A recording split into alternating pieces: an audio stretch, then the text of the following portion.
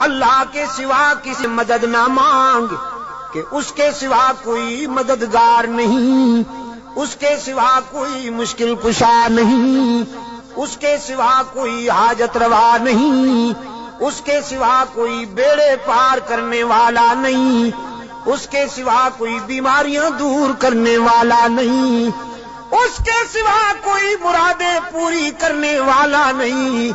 جب مانگنا ہو تو اسی سے مانگ، جب رونا ہو تو اسی کے در پہ آنسو بہا، جب دامن پھیلانا ہو تو اسی کے در پہ دامن پھیلا۔ وعدہ پورا کرنا، ایاک نعبد و ایاک نستعین، ہم تیری ہی عبادت کرتے ہیں اور جزاک اللہ، ہم تجھ سے ہی مدد مانگتے ہیں اور مانگتے رہیں گے۔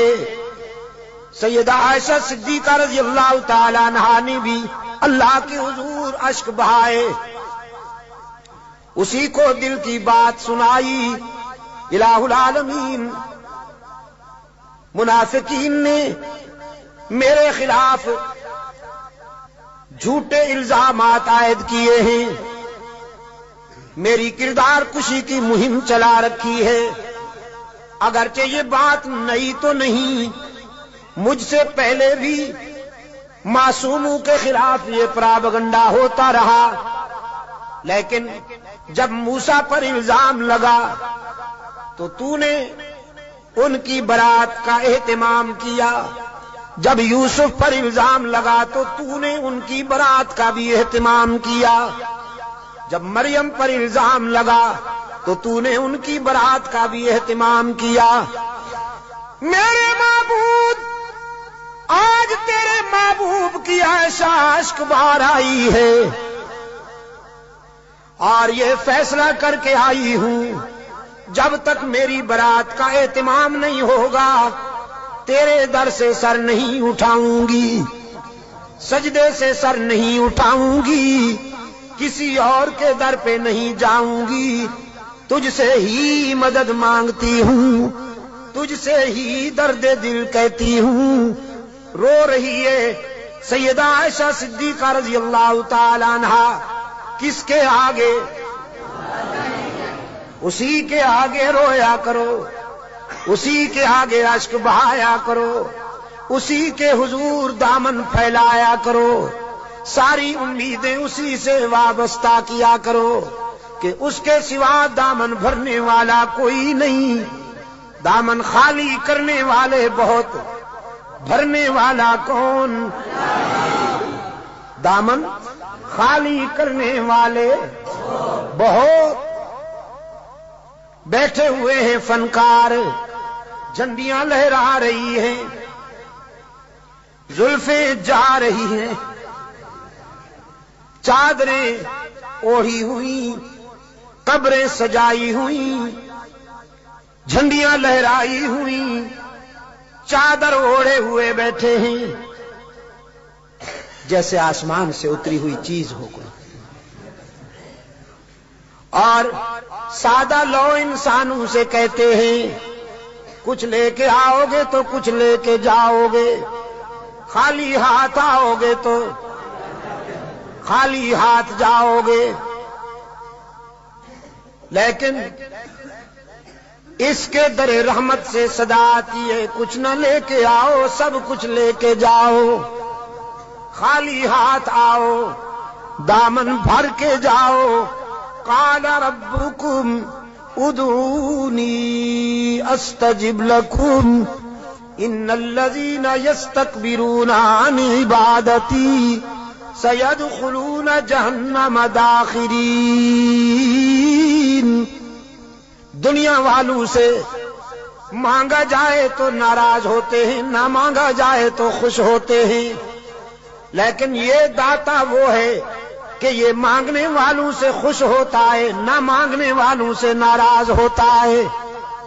ان الذین یستکبرون عن عبادتی، یہاں مفسرین نے لکھا ہے عبادتی سے مراد ہے جو مجھے پکارنے میں گریز کرتے ہیں، کیونکہ پکارنا عبادت ہے، پکارنا پیرا مدد کر، شرک کی تس کی تس شرک کی تس، کیونکہ پکار عبادت ہے، پکار قال ربکم ادعونی استجب لکم، تمہارا رب کہتا ہے مجھے پکارا کرو میں تمہاری دعاؤں کو قبول کرنے والا ہوں، ادعونی استجب لکم، مجھے پکارا کرو میں تمہاری دعاؤں کو قبول کرنے والا ہوں، ادعونی ان الذین یستکبرون عن عبادتی،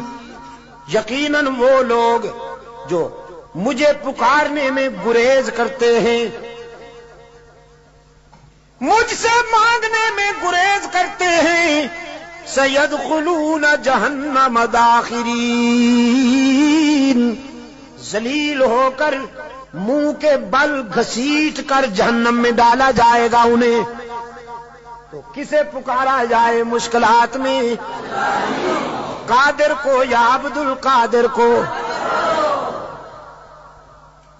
ذرا حرارت فضا میں تحلیل کر دو، ہاں ذرا حرارتیں، یہ گرمی فضاؤں میں تحلیل کر دو، اور پھر اللہ سے دعا کرو کہ یہ فضائیں پھیل جائیں اور بھی کے بیماروں کو اللہ شفائے کاملہ عطا فرمائے۔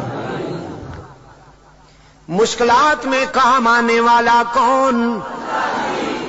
روشن ضمیر نے کہا نہ مجھو از غیر حق یاری کہ لا فتح الا ہو، یقین دانم دری عالم کہ لا مسجود الا ہو،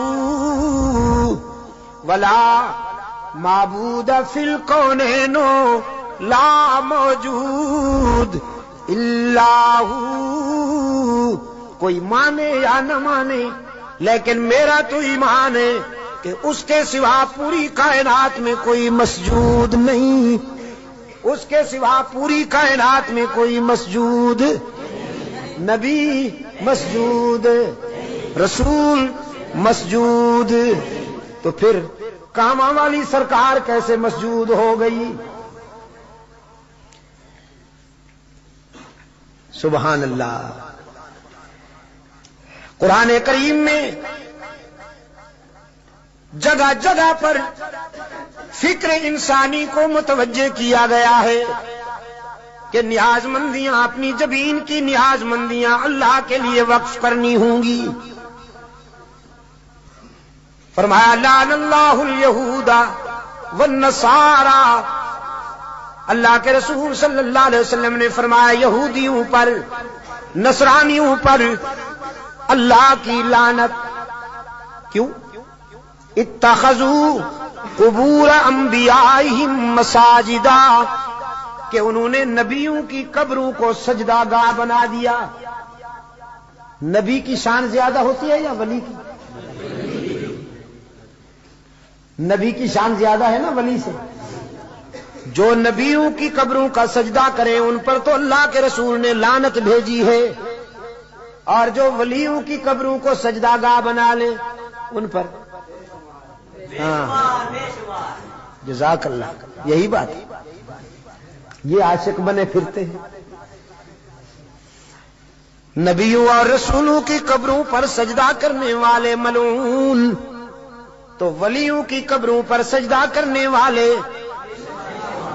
ڈبل ملعون۔ ڈبل ملعون نا؟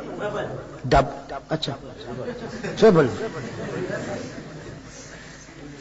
انسانی جبین کی عاجزیوں کے لیے حقیقی مسجود کون؟ ہر جگہ موجود کون؟ معبود کون؟ کارساز و دستگیر کون؟ حاجت روا و مشکل کشا کون؟ سیدہ عائشہ صدیقہ رضی اللہ تعالی عنہا نے آنسو بہائے ہیں اللہ کے در پر، درد دل سنایا ہے علیم بذات الصدور کو۔ سورہ نور آئی، قلب رسول پر وحی کی صداقت چمکی، فرمایا الخبیثات للخبیثین والخبیثون للخبیثات والطیبات للطیبین والطیبون للطیبات اولئک مبرؤون مما یقولون لهم مغفرۃ ورزق کریم۔ پاک باز بیویاں پاک باز شوہروں کے لیے، گندی بیویاں گندے شوہروں کے لیے، پاک باز شوہر پاک باز بیویوں کے لیے، گندے شوہر گندی بیویوں کے لیے قرآن ہے۔ آپ سمجھے کہ نہیں؟ قرآن اور کلام فطرت ہے یہ۔ اگر اپنی بیوی کو پاک دامن رکھنا چاہتے ہو تو خود بھی پاک دامن رہا کرو، لیکن اگر تم تاڑ جھانک کرو گے تو ادھر بھی سلسلہ شروع ہو جائے گا، تمہیں معلوم ہو یا نہ ہو۔ سمجھے ہو کہ نہیں؟ کلام فطرت ہے نا قرآن کریم۔ قرآن کریم تو راز کی باتیں کہتا ہے، کلام فطرت ہے۔ فرمایا الخبیثات للخبیثین والخبیثون للخبیثات، ناپاک بیویاں ناپاک شوہروں کے لیے، ناپاک شوہر ناپاک بیویوں کے لیے، طے ہو گیا۔ والطیبات للطیبین،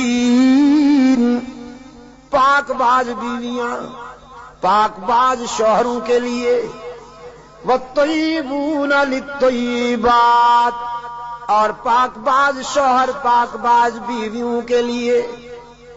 رب العالمین نے جرح کے لہجے میں سیدہ عائشہ کی وکالت کرتے ہوئے واضح کیا، جس نے اس عفیفہ کے کردار کو سمجھنا ہو، عائشہ کی عظمت کو سمجھنا ہو، وہ عائشہ کے شوہر کی عصمت کا نظارہ کرے۔ جس کا شوہر محمد معصوم، وہ بیوی کیسے نہ محفوظ۔ محمد معصوم ہے، عائشہ محفوظ ہے۔ جرح کے انداز میں رب العالمین نے برات کی، اولئک مبرؤون مما یقولون۔ میں اعلان کرتا ہوں کہ پیغمبر کی آبرو بے داغ ہے، نبی کی آبرو کا دامن پاک ہے۔